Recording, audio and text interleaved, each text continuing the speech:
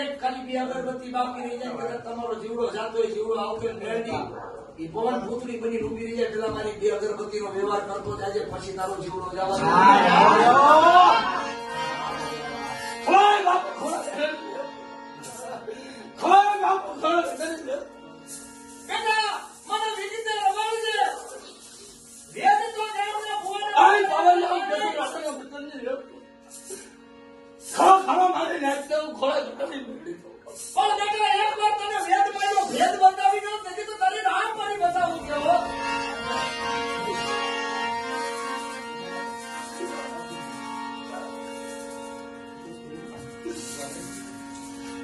મેલી જેનો વાલી હોય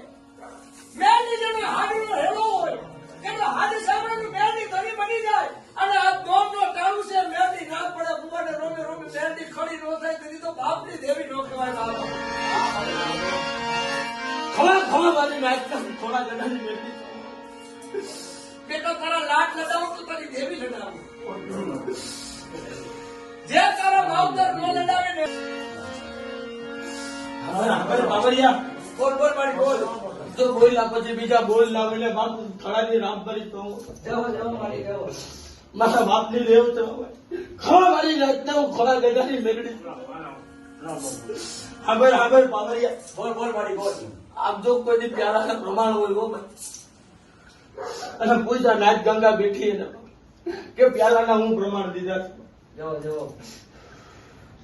કદાચ સૂર્યનારાયણ જેમ કિરણ કાઢે એમ જો બોર ઉગે તો માન જવો બાપ તો ખોળા ગેડાની લેવો દો ખાવા વાળી નાચતા હું ખોળા ગેડાની બેઠી તો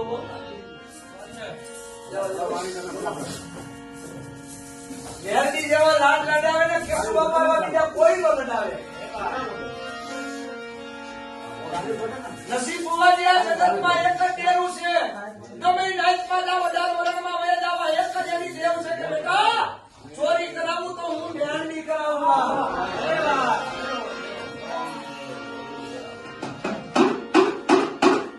રાજમાં ખાતર પડાવવા હોય તો મેળવી પડે તો લાડ લડા ખોળા બાપુ ખોળા ગડાની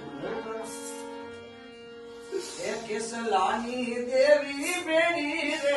આવી રે એ તારા કોણ તો લાડ લડાવે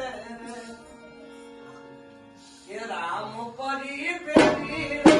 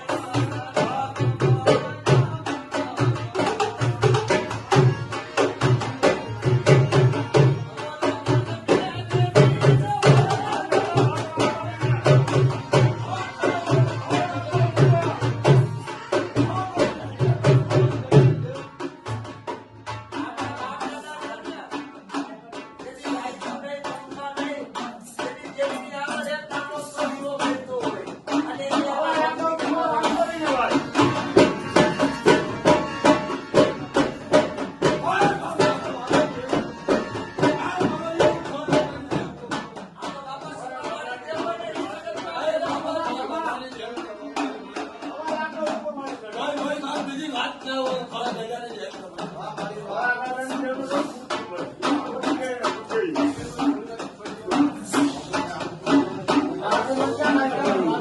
બીજી વાત ના હોય.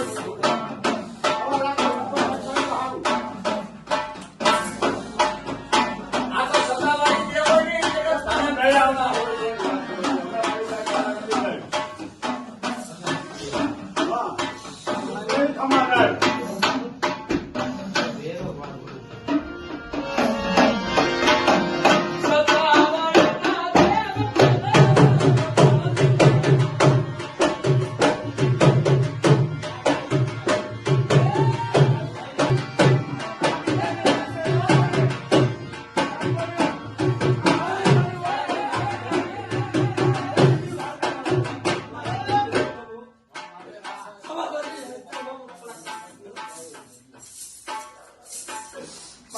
પછી બીજા ભોજ ના હોય.